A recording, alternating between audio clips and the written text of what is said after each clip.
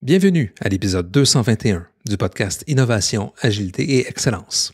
Mon nom est Éric Lheureux et en compagnie de Jean-François Nantel, nous désirons vous offrir réflexions, conseils et perspectives afin de faire face aux perturbations du marché et de développer la croissance profitable et durable de vos organisations.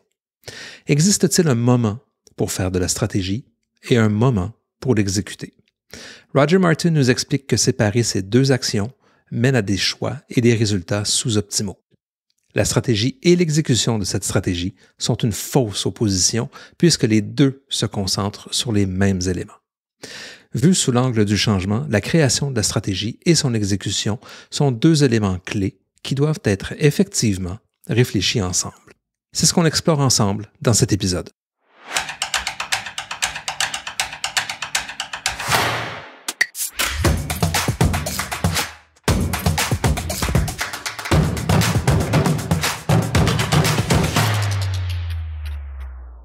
Bonjour Jean-François. Bonjour Éric. Jean-François, j'aimerais aborder cette fausse dichotomie en abordant le sujet sur trois angles différents. L'angle de votre stratégie est bien sûr un effort collectif. Le deuxième, que la mise en œuvre doit être réfléchie au moment même de sa conception. Et le troisième élément, qui touche la mobilisation de vos équipes par cet exercice. Donc, si on aborde le premier, votre stratégie est un effort collectif, mais impliquer les différentes parties prenantes, maximiser l'apport des différentes voix et perspectives est un atout précieux dans la formulation de la stratégie. Et j'aime bien qu'on parle de cette fausse dichotomie, comme tu dis, là, les deux vont ensemble, bien sûr. Je reviens à cet épisode 188 avec Henry Mintzberg. Mintzberg lui disait, strategic seeing, strategic thinking, strategic doing. Et il avait ses propres définitions pour ces trois verbes-là. Et on avait bien établi ensemble aussi que c'était l'affaire de toutes et tous. Donc, c'est vraiment une affaire de toutes et tous, juste pas tout à fait dans les mêmes proportions. Bien entendu, un PDG, un CEO va passer, 50, 60, 70% de son temps à faire ces trois choses-là. Le commis au comptoir dans une banque, ou le responsable clientèle, ou l'associé aux ventes dans un grand distributeur, chez un distributeur, honnêtement, même si on lui demande d'en faire 5%, c'est quand même 5% et il faut aller le capter, ce 5%-là. Pourquoi? Parce que sinon, on passe à côté des choses. On passe à côté de beaucoup de choses. J'aimais beaucoup son exemple d'IKEA. As-tu remarqué que les gens passent du temps à défaire les pattes pour mettre les tables dans leur auto? Pourquoi est-ce qu'on met les tables? Bon. Si ça vient pas de la base, si ça vient pas des gens qui sont au contact direct avec le client, ça viendra pas dans ton bureau au 38e étage de la place Ville-Marie. L'autre chose aussi, c'est que donc ces parties prenantes-là, on y reviendra s'il y en a qui ont encore un peu de difficulté à bien encercler ça. On peut faire une revue, je ferai une revue de la théorie, de l'évolution de la théorie sur les parties prenantes.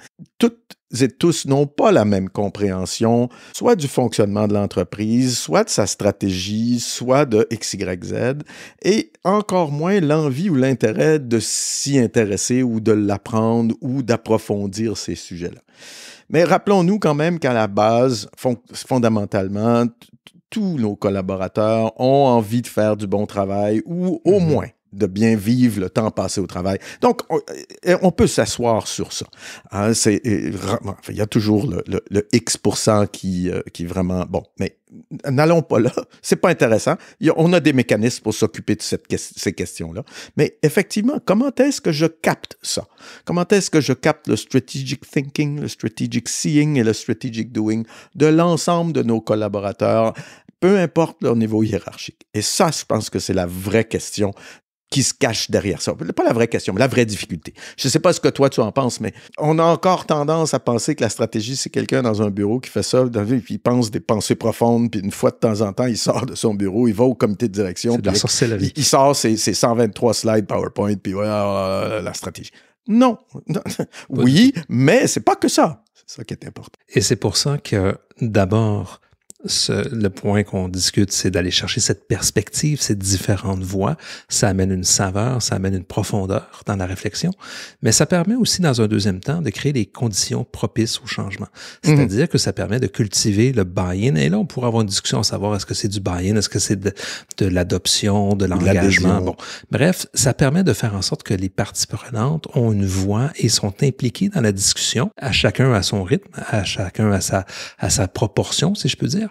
Mais ça permet de créer une justification plus claire, plus sensée des objectifs, et ça permet de créer, par cette implication active, une création de sens par rapport à qu'est-ce qui va se créer comme orientation. Et je pense que ça, c'est aussi important à considérer quand on dit que la stratégie est un effort collectif.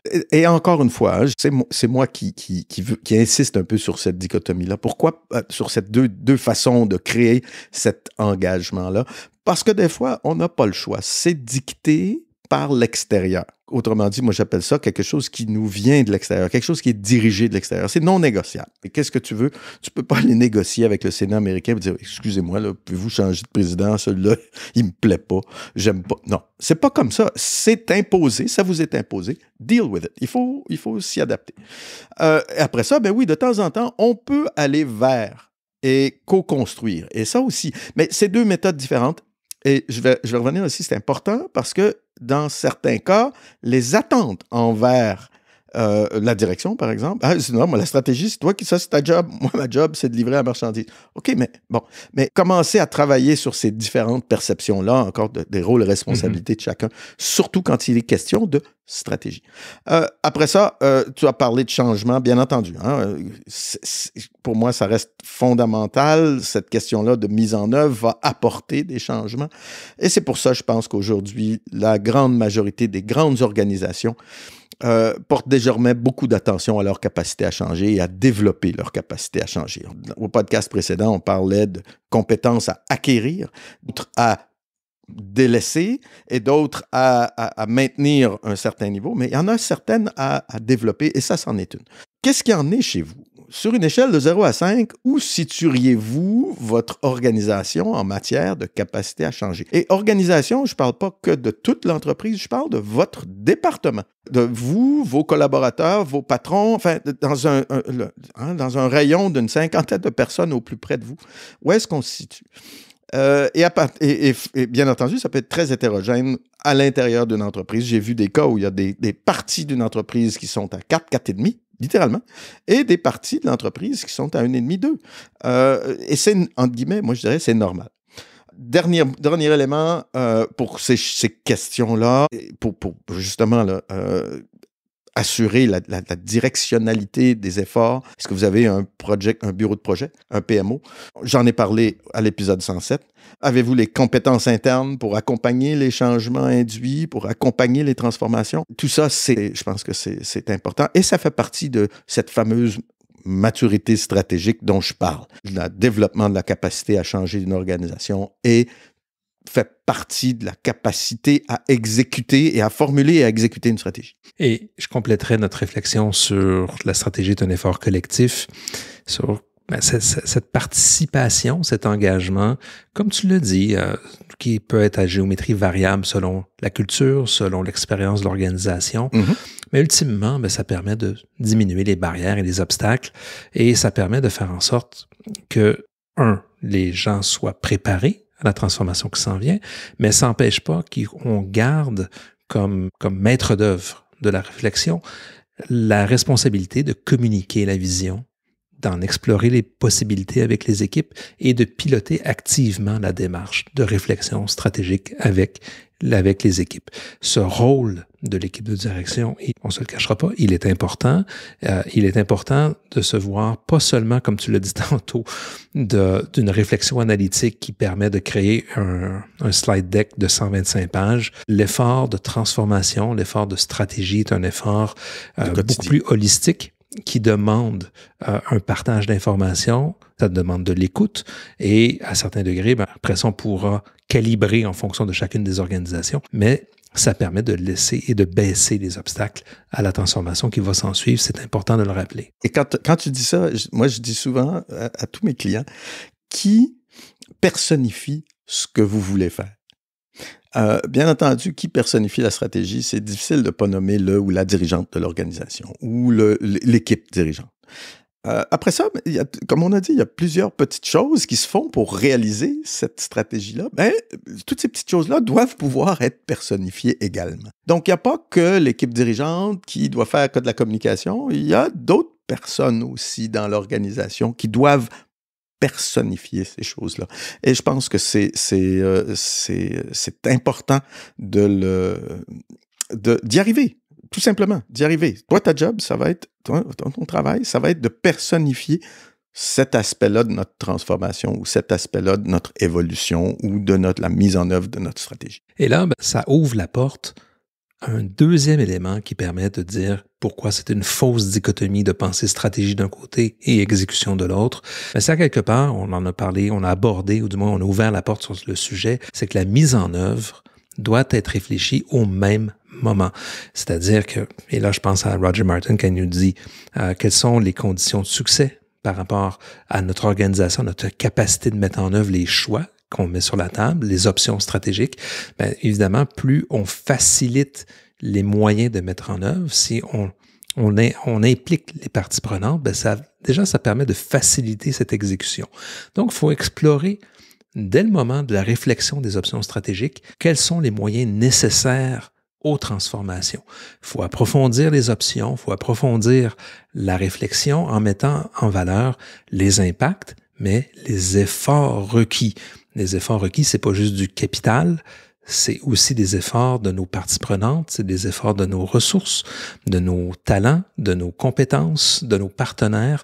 Il faut voir quelle est la capacité de mise en œuvre qui existe au sein de ces différentes forces de l'organisation. On en a discuté avec David à quelques reprises sur cette saturation des changements dans les organisations. Donc, c'est important d'y regarder. Aussi, la stratégie, c'est faire des choix. Faire sa mise en œuvre, c'est aussi faire des choix. Tout le monde veut que la stratégie soit réussie, installée, entre guillemets, implantée, hier.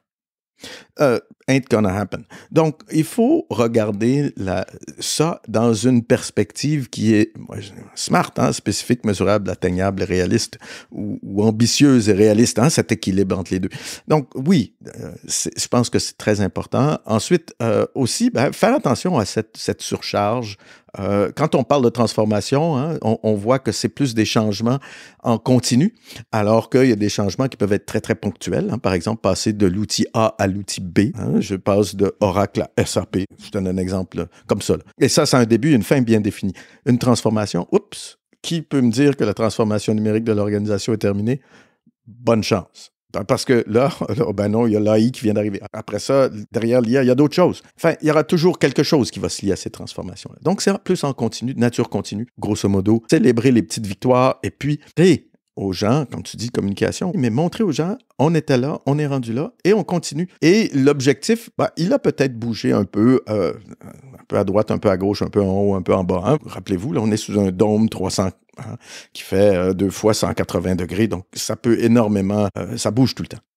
Évidemment, on comprendra très bien que c'est hors de question de penser que la stratégie se fait dans un hôtel, les portes fermées, et que le lundi matin, on envoie le document dans le reste de l'organisation et on leur dit exécuter. On n'est pas du tout dans ce registre-là et c'est une façon utopique de penser que la stratégie est conçue et par la suite exécutée. Et c'est pour ça qu'il faut penser en termes de capacité de changement de l'organisation, capacité de changement aussi des individus. Le changement et stratégie, à quelque part, vont de pair. Et l'exploration des différentes options stratégiques, donc, demande l'exploration des moyens nécessaires au succès. Les fameuses conditions de succès que je parlais tantôt. Quand on travaille au niveau de la formulation, on va se poser des questions en termes de quelles sont les conditions de succès qui existent du point de vue du client, du point de vue du marché, de la concurrence, mais aussi au niveau de l'organisation. Donc, est-ce que le changement est faisable? Est-ce qu'il est réaliste? Et sous quelles conditions il est possible de le mettre en œuvre? Oui. Et aussi, tu parles de ça aussi. Je veux juste rapporter, parce que le mot changement, il y a 2 types de projets. Il y a le projet, comme on dit, qui a un livrable tangible, concret, un outil de travail, un logiciel, quelque chose de très, très bien une nouvelle usine, un nouveau produit, un nouveau service. Et il y a les projets de changement dont le principal livrable est un changement de comportement, un changement d'attitude, un changement d'approche. Et ça, c'est beaucoup plus difficile à mesurer de manière objective. Donc, gardez bien en tête les deux. Il y en a qui sont la partie projet plus facile, la partie changement toujours difficile, toujours plus complexe. Pourquoi? Parce qu'il y a plus d'incertitudes, plus de risques, plus de façons. Mais gardez bien en tête ces deux éléments-là. Je pense que c'est important quand on regarde notre capacité à changer. Après, différentes façons de catégoriser la profondeur ou le type de changement. On reviendra, je pourrais revenir à celui de Rondeau, bien entendu, qui regardait ça en matière de profondeur. Est-ce que c'est plutôt profond ou c'est superficiel, par exemple? Pour changer, par exemple, arriver à te lever plus tôt le matin pour faire du sport ou pour arriver au travail un peu plus tôt avant que tout le monde arrive, par exemple. Il y a différentes façons de faire ça, mais on peut le graduer d'une autre façon. Donc, on reviendra un peu sur cette question-là d'évaluation de l'amplitude ou de la qualification d'un changement donné. Et le dernier point que je voudrais rajouter, tout simplement, quand on parle de mise en œuvre, doit être réfléchi au même moment. Il faut explorer les différents facteurs qui influencent notre capacité de changement. Tu en as mentionné certains, Jean-François. Certains sont plus substantiels, d'autres sont peut-être plus au niveau de la surface. Mais, ultimement, il faut être en mesure de bien calibrer ce qui repose sur les différents éléments humains de technologie ou de processus et quels sont le degré d'influence qu'on a sur chacune de ces variables-là et quels sont les efforts qui sont associés par rapport à faire bouger l'aiguille, là, si on peut dire, par rapport à ces trois éléments-là notamment. Donc, être en mesure de comprendre que toute forme de changement stratégique ou toute forme de stratégie, à quelque part, doit réfléchir sa capacité de mise en œuvre, sa capacité d'exécution, et elle passe notamment par la notion de gestion de changement. Elle touche, comme on le dit, grandement la perspective humaine, parce que veut pas, les organisations sont constituées de sa force vive, les êtres humains, si je peux dire, mais aussi on travaille dans des contextes spécifiques. Il y a des cultures d'entreprise, il y a des éléments technologiques, il y a des éléments de processus, et chacun d'entre eux, ont leurs propres conditions, leur propre degré de faisabilité par rapport à la mise en œuvre. Oui, et rappelez-vous que la résistance au changement, c'est naturel, c'est pas dysfonctionnel. Les gens vont résister, pas à vous, mais au changement. Donc, bien distinguer les deux. Et donc, je pense que Et puis, on n'a pas négligé, bien entendu, les autres aspects. L'aspect, comme tu dis, technologique, processus, il y a l'aspect monétaire, il y a tout un ensemble d'aspects d'accès aux ressources maintenant aussi, qui deviennent très importants.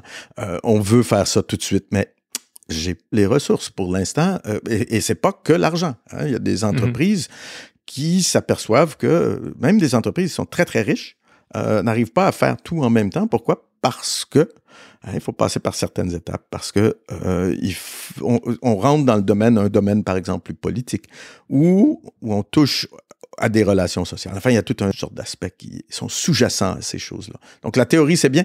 La pratique, c'est parfois un petit peu plus complexe. Le troisième élément que j'aimerais aborder, la troisième perspective, pourquoi, à quelque part, c'est une fausse dichotomie? Évidemment, parce que penser l'exécution ou penser la mise en œuvre au moment même où est-ce qu'on a notre réflexion de stratégie, ça permet de mobiliser les équipes par cet exercice. Tu l'as mentionné tantôt, tu as parlé de co-développement de la stratégie. Ça peut faire en sorte que l'expérience organisationnelle devienne une dynamique positive. C'est-à-dire que l'établissement d'une stratégie peut alors favoriser une transformation de la culture. Et je pense que c'est important de le mentionner parce que l'exercice de formulation de la stratégie peut être un levier de changement culturel. Donc, il faut aborder l'exercice dans une perspective un peu plus large, pas seulement sur une perspective technocrate, si je peux dire. À quelque part, l'exercice de formulation de la stratégie est un moment important dans la vie de l'organisation et plus les gens y participent, plus les gens, ça peut créer de l'engagement et créer vraiment, comme je le disais tantôt, une quête. Ça répond à la notion de quête de sens et fait en sorte que cette mise en œuvre, ce moteur opérationnel, si je peux dire par la suite, est beaucoup mieux aligné. Donc, on l'a mentionné à l'épisode 220 quand on parlait de réfléchir en termes de différentes activités ou différents éléments de transformation qui nous permettent de mieux aligner notre organisation. Mais il faut favoriser les petites victoires aussi quand on parle de mise en œuvre de la stratégie, parce que veut pas, il y a une transformation souvent qui s'ensuit. Donc, il faut penser en termes de sprint d'exécution afin de maintenir ce rythme-là, ce momentum. Il faut équilibrer les différents chantiers à long terme avec ceux qui sont plus à court terme, rendre les changements visibles et rendre motivants, parce que veut pas, dans des transformations, il n'y a pas seulement des moments agréables, il y a peut-être dans certains secteurs de l'organisation que c'est un peu plus difficile. Donc, il faut créer ce momentum positif pour pouvoir faire en sorte que la perspective plus large devienne l'élément moteur de la transformation.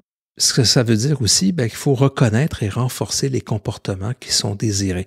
On dit souvent que la culture, c'est la somme des comportements qui sont acceptés. Donc, il faut célébrer, il faut mettre en valeur les bons coups, il faut mettre en valeur aussi les comportements qui sont alignés sur la vision et les valeurs de l'organisation pour faire en sorte de créer ce momentum positif, célébrer les petites victoires, renforcer les bons comportements et faire en sorte qu'en bout de ligne, cette victoire devienne collective. Et pas seulement l'atteinte d'objectifs X, Y, Z.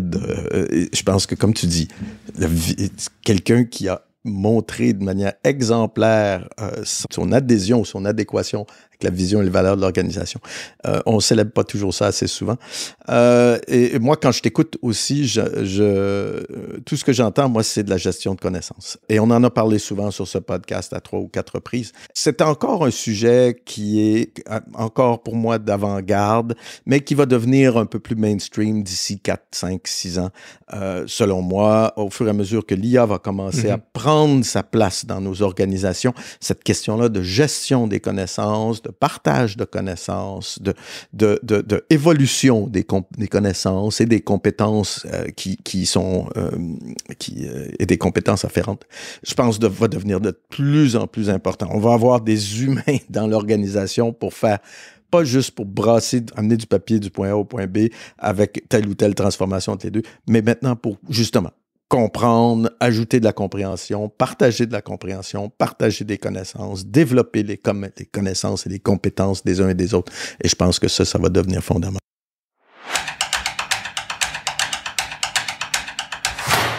Nous discutons fréquemment de l'importance de la cohérence de la stratégie et de sa mise en œuvre et bien sûr de son pilotage.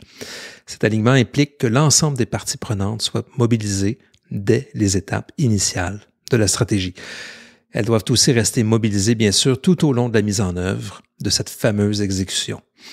Par cette vue intégrée de la stratégie, ça permet de développer une organisation capable à tous les niveaux de prendre des décisions alignées, bien sûr, sur les orientations de la stratégie. Nous espérons que cet épisode vous a plu et vous pouvez consulter les notes détaillées sur l'espace podcast de la communauté Innovation, Agilité et Excellence Pro. Et bien sûr, nous vous invitons à vous abonner à notre lettre hebdomadaire où nous vous partageons tous les mardis réflexions et perspectives vous permettant de développer votre action stratégique. D'ici notre prochaine rencontre, je vous souhaite une excellente semaine. Jean-François, à bientôt. On se revoit la semaine prochaine.